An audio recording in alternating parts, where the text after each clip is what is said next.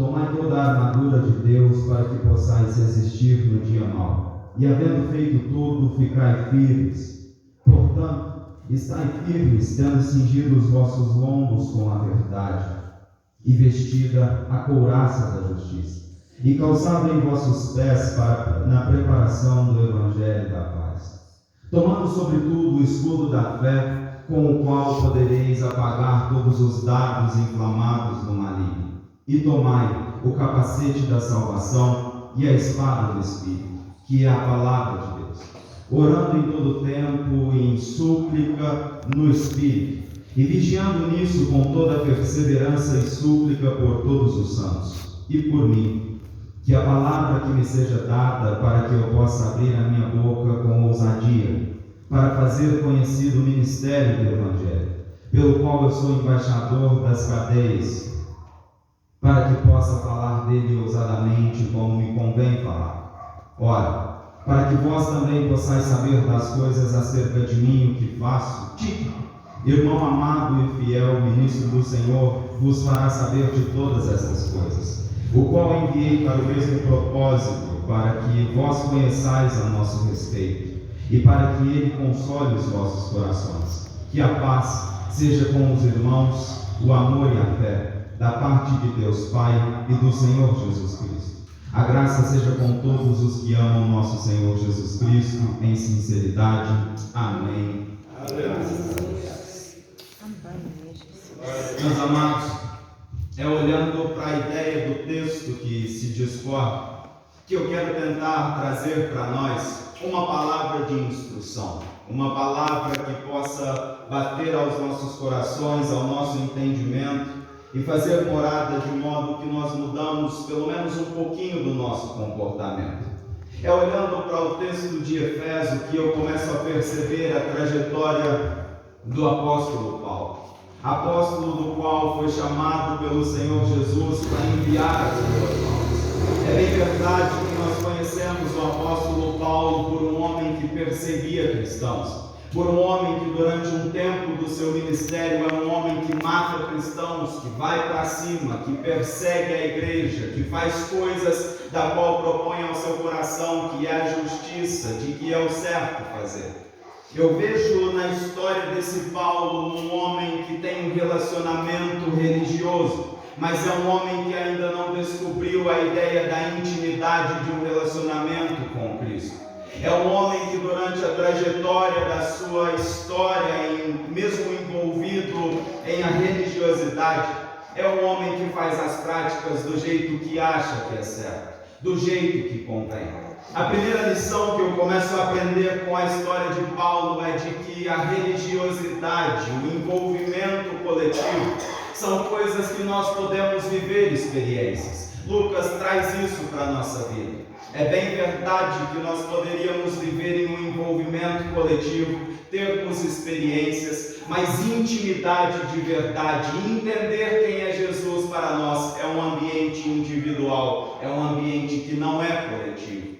É olhando para a história de Paulo que eu começo a ver um desdobramento de 3 pontos na nossa trajetória. O primeiro desses pontos é a teoria, o segundo desses pontos é a prática, o terceiro ponto, a constância. Lucas, aonde que isso tudo se encaixa?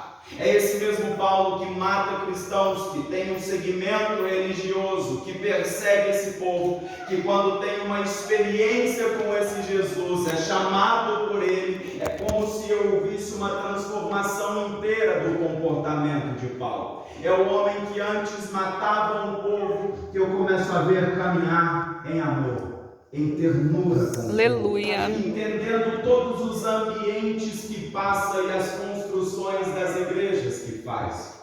Eu considero, quando eu olho para a Bíblia, de que Paulo é um dos homens mais nobres, mais sutis da história bíblica. Lucas explica isso para nós. É porque Paulo, aonde passa, ele chega, conhece o povo, ganha a amizade do povo e diz: aqui cabe uma igreja que tem dons espirituais. Paulo caminha por mais um período, chega, por exemplo, à região de Tessalônica, percebe que é um povo inteligente, um povo culto e diz: aqui cabe uma igreja que instrui em um alto nível. É Paulo caminhando entre os povos e percebendo os ambientes que vive. Lucas, o que você quer construir com nós na noite de hoje? Eu preciso liberar uma palavra para uma igreja, que nós precisamos ter entendimento dos ambientes que nós entramos, as pessoas que nós convivemos e os ambientes que nós queremos construir aonde estamos. Elevar a sério. Eu sinto de Deus uma palavra para nós, nos chamando a atenção para a construção de sabedoria nas nossas histórias. É olhando para esse mesmo Paulo que eu começo a ver esse homem caminhando e liberando instruções preciosíssimas ao povo. É olhando para esse mesmo Paulo que eu começo a perceber instruções dadas por Paulo que eu considero inteligentíssimas. É olhando para essa realidade, para a mudança de Paulo, que eu olho para o texto de Éfeso e começo a ver a construção de Paulo, falando para um povo. Se vocês querem caminhar, vocês precisam entender que o chamado de vocês, embora vocês estejam na terra, não é para guerrear contra essa terra, é para guerrear contra um reinado espiritual. Aleluia. Mas para guerrear com esse reinado espiritual, vocês vão precisar entender que vocês precisam compor na história de vocês uma armadura.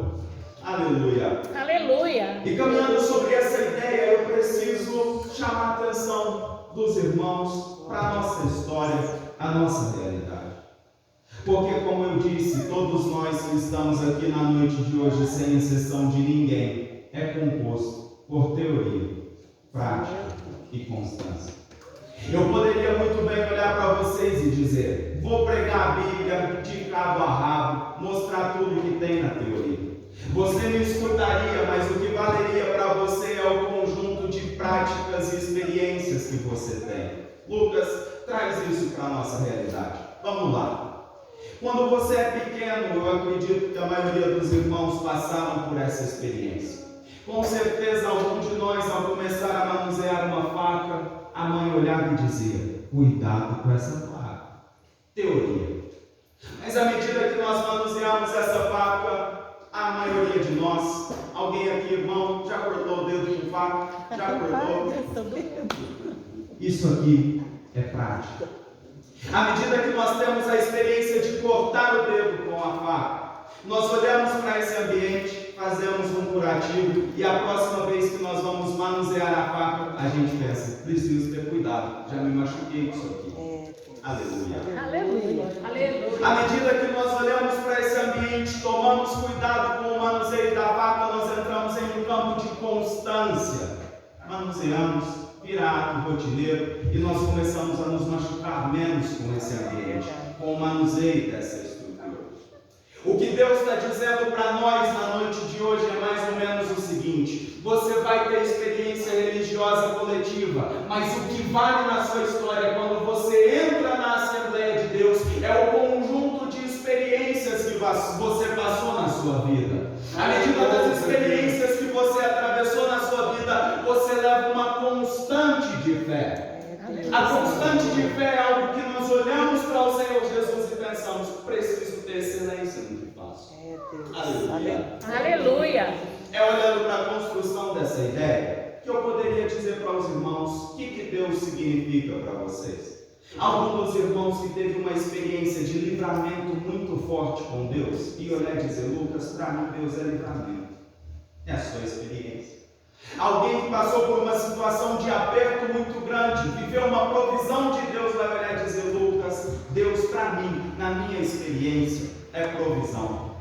Vamos construir isso aqui juntos. Vocês estão conseguindo me entender? Está dando para acompanhar? Aleluia. É sobre essa instrução que eu preciso meditar com a igreja na noite de hoje. Porque talvez a maioria de nós focamos a nossa trajetória em experiência religiosa coletiva. Irmão, aleluia, vem comigo nesse texto.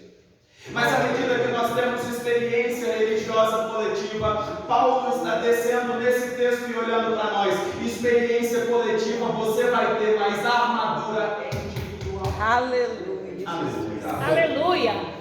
A armadura moldada para o Lucas em uma caminhada de fé não é a mesma moldada para a Adriana em uma caminhada de fé. Porque talvez o Lucas vai enfrentar durante um período de guerra uma situação financeira, mas a armadura da Adriana vai ser uma situação de relacionamento conjugal. Então Paulo está dando um direcionamento para nós, dizendo: construa a sua armadura para lutar a guerra que Deus te chamou para enfrentar. Aleluia. Glória a Deus. É olhando para essa realidade, irmãos, que eu começo a ver um Paulo que diz para nós: construa os seus ambientes, construa a sua instrução. Eu quero me atentar para dois pontos que eu considero principais dentro dessa construção da armadura. O primeiro ponto é de Paulo dizer para nós: coloquem o capacete. Aleluia. Porque quando eu olho para a figura do capacete, irmãos, eu começo a ter uma noção de que Paulo está falando de uma proteção da nossa consciência e da nossa mente. Aleluia. Paulo está construindo para nós ao ambiente da sua mente, o ambiente que você vive, aquilo que você pensa, o que você mentaliza. Muitas vezes são coisas que nós verbalizamos na nossa história. Infelizmente, irmãos, eu disse uma palavra de instrução. Se o inimigo olha para nós e diz: está sem o capacete, está desprotegido na mente, é esse ambiente que ele vai usar para afetar a sua vida. Meu Deus. É falar de um ambiente de consciência onde Deus está dizendo para nós: eu não chamei vocês para me servirem à torta e à direita, vocês precisam me servir em razão e em verdade, em espírito e em verdade. Isso exige de nós consciência na trajetória. Isso exige de nós cuidado com o que nós pensamos e aquilo que nós falamos. A segunda parte que me chama a atenção é quando eu olho para o ambiente da couraça. Falar de couraça, eu começo a entender que é falar de um ambiente que protege o nosso peito. E falar de ambiente que protege o nosso peito é falar de uma proteção com os nossos corações. Igreja, guarde o seu coração, porque é dele que procedem saídas. Aleluia. Glória a Deus. Aleluia. Eu preciso criar esses ambientes porque eu, Lucas, na minha trajetória, a minha experiência, o que eu tenho percebido e o que eu estudo do contexto bíblico, o que mais destrói um ser humano, irmão, é mente e coração. Você sabe por que mente e coração? Porque tudo aquilo que a gente projeta na cabeça são coisas que o nosso corpo toma como verdade e faz. Não é o corpo que dita a regra e a cabeça obedece. É o inverso. O próprio texto bíblico vai dizer para nós: o corpo volta para o pó. As duas únicas coisas que precisam de um destino: o espírito volta ao Pai. A alma precisa de salvação. A alma é peito. É olhando para esse ambiente que eu preciso construir a ideia com os irmãos de um cuidado com os nossos corações. Porque eu tenho visto que a maioria de nós cristãos nunca aprendemos qual é a função do cuidado com o nosso coração na nossa trajetória. Muitas vezes nós, seres humanos cristãos, temos o coração como saída da fonte de vida, mas não percebemos a função do coração. Para isso eu gostaria de fazer uma alusão. Meu jeito de pregar é meio doido assim mesmo. Mas, irmãos, eu costumo dizer para algumas pessoas que alcançar a nobreza de Paulo, que alcançar a nobreza dos homens de Bíblia, nós precisamos entender que coração não é gaveta, coração é válvula. Meu Deus. Vamos Aleluia. construir isso aqui junto. O problema de doenças, o problema de ambientes da nossa história, conflitos da nossa história, destruições da nossa história, é que tudo que a gente escuta, a gente traz para a alma, põe lá de dentro e fala assim: ó, vou cuidar, vou deixar aqui dentro. Aí alguém da sua família olha para você, lança uma palavra de maldição, você põe dentro do coração, é minha gavetinha. Mas deixa eu trazer algo natural para vocês.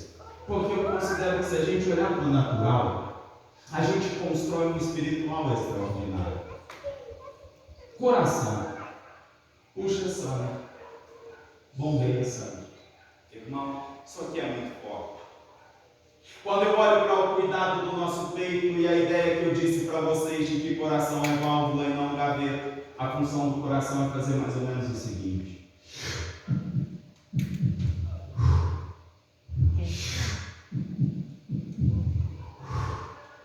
sua história não vai dar certo. Meu Deus. Sua vida não nasceu para dar certo.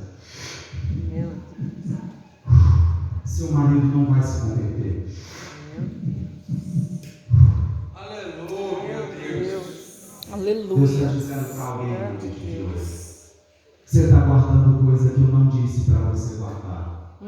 Você está vivendo em uma construção de amargura que vai te sufocar. E o Espírito de Deus me trouxe aqui para dizer para uma igreja: blinda a tua cabeça, blinda o teu coração, entende a função que eu te chamei, porque existe um campo de milagre na tua vida que você só vai viver quando entender esse ambiente.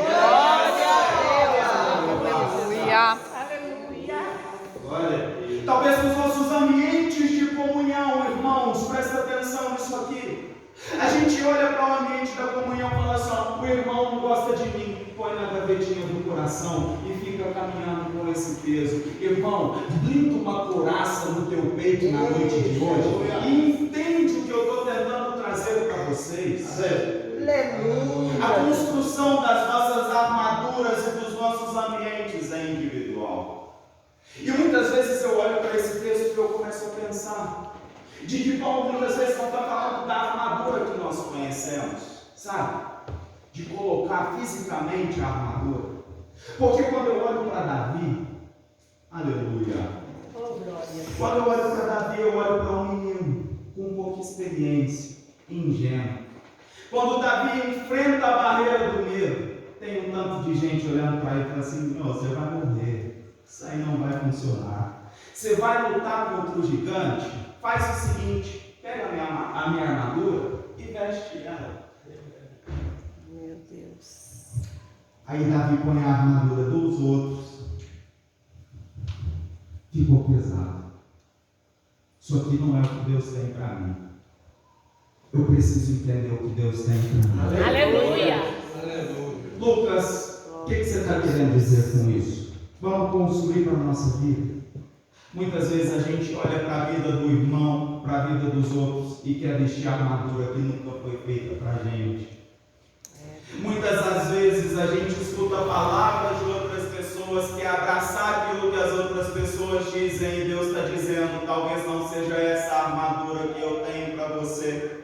Davi não aceita a armadura que é de alguém. Ele olha para esse ambiente e diz: o que é que Deus tem para mim? Aí ele olha para a funda, pedrinha, e fala: é isso, é isso. Davi pega o instrumento que Deus deu para ele. Glória a Deus. Aleluia. Aleluia, Jesus. Aleluia. Davi é um homem que rompe a barreira do medo, irmão. Davi é um homem que enfrenta a dificuldade do medo. Davi não olha para a armadura e diz: eu tenho que fazer com a armadura de quem me deu. Davi procura entender o propósito pelo qual foi chamado. Desculpa frustrar vocês na noite de hoje, mas enquanto a gente não tiver mente forte e coração sadio, a gente não vai entender o que Deus tem para nós como igreja. Aleluia. Aleluia. Eu olho para os ambientes de armadura individual, vejo um homem que tem uma armadura bonita que cobre a sua leve. Aleluia. Eu olho para esse ambiente, eu vejo um homem que é o general de um exército, o principal do seu tempo, que veste a armadura como disfarce. Lucas, o que você está querendo construir com isso? Irmão, chegou a hora da gente entender nossos caminhos com Deus. Teoria, prática e constância. Porque se nós olharmos para um ambiente de construção de armaduras dentro de um contexto bíblico, nós vamos ver que cada um luta a sua guerra, veste a sua armadura ou não veste a sua armadura, mas enfrenta as suas batalhas. Existe um Deus olhando para nós e dizendo: existe armadura individual para cada um de vocês. E na noite de hoje eu preciso que vocês vistam essa armadura com um fronte de confronto e entendam o que eu tenho para a história de vocês.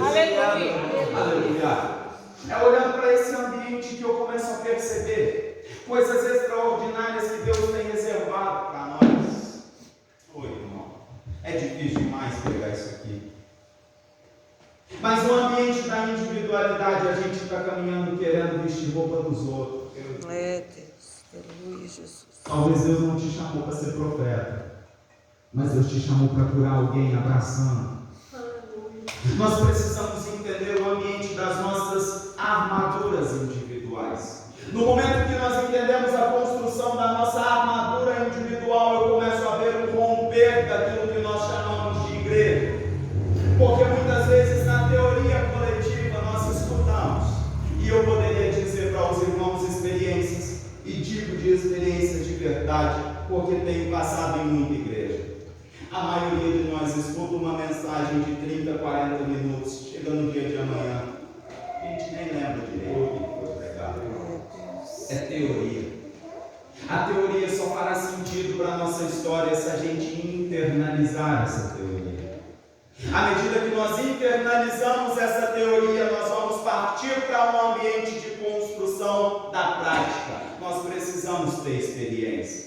Nós precisamos ir para o fronte de batalha. Lucas, o que você está querendo dizer com isso? Quando Paulo olha para nós e diz: a vossa luta não é contra carne nem sangue, mas principados e potestades em regiões celestiais. Eu preciso dizer para uma igreja: se nós não formos para a luta e escondermos nos bastidores, nós não teremos experiências individuais com esse Deus. Nós não teremos força e vigor para enfrentar as nossas dificuldades com esse Deus.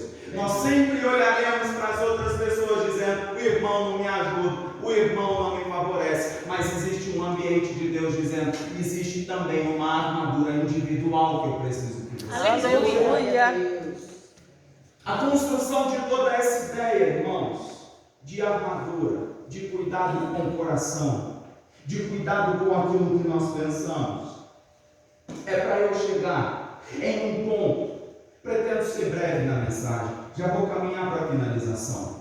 Em um ponto de construção das nossas histórias, porque o Lucas não está aguentando mais ver uma igreja que está se prostrando e não entende mais o propósito pelo qual Deus nos chamou.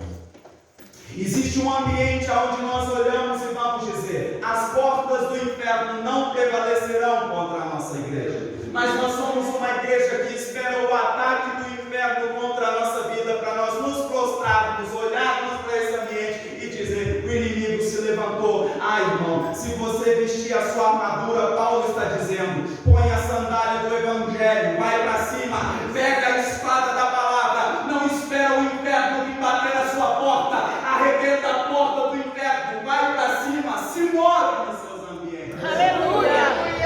Deus tremendo, aleluia! Posso construir isso aqui com você? Deus, O aleluia. problema é que muitas vezes a gente fica com medo de enfrentar nossas batalhas, aí o inferno arrebenta a nossa vida. O problema é que muitas vezes nós temos o poder da palavra em uma teoria. Teoria, irmão. Teoria. Mas a noite de hoje eu vim aqui só dizer para uma igreja: chegou a hora de nós entrarmos para o caminho da prática.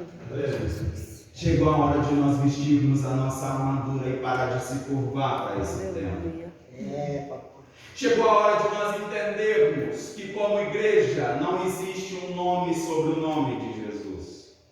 Nós temos caminhado amedrontado com a realidade que nós temos vivido. Sociedade ruim, ambiente difícil, as coisas estão difíceis, está tudo apertando. A gente guarda todo esse ambiente dentro de nós, e eu vim aqui dizer algo que não é novidade para a igreja. Somos nós que fomos chamados para triunfar. Aleluia. Glória. Nós não estamos querendo guerrear mais. Urabacano, levas. Somos nós que Deus disse: você e a sua casa servirão à minha presença. As promessas de riqueza estão sobre a igreja. As promessas de prosperidade estão sobre a igreja. As promessas mais lindas que nós temos dentro de um texto bíblico estão sobre a igreja. Mas nós não queremos vestir a armadura e ir para o fronte de batalha. É sobre esse ambiente que eu preciso dizer para uma igreja: hoje é a noite de nós fecharmos. Isso aqui é muito doido, mas é o que Deus coloca no meu coração. Olha para a sua vida como se fosse uma empresa cheia de departamento, cheia de setorzinho. Hoje, chegou a hora de você tirar a armadura que você está usando, abrir esse ambiente e fechar alguns departamentos que você tem carregado. Departamento de mágoa, tristeza, rancor. Grande Deus, aleluia. Medo. Aleluia, Deus. Nós precisamos voltar a enfrentar nossas batalhas, igreja. Nós precisamos voltar a entender a quem nós estamos servindo. Aleluia. Eu sei o Deus que me trouxe aqui na noite de hoje para dizer para o povo. Eu sei os dois pontos que Deus me trouxe aqui para poder liberar para uma igreja. Porque talvez existam pessoas que têm a sandália do Evangelho, que oram, que perseveram, mas o coração, irmão, está uma couraça triturada.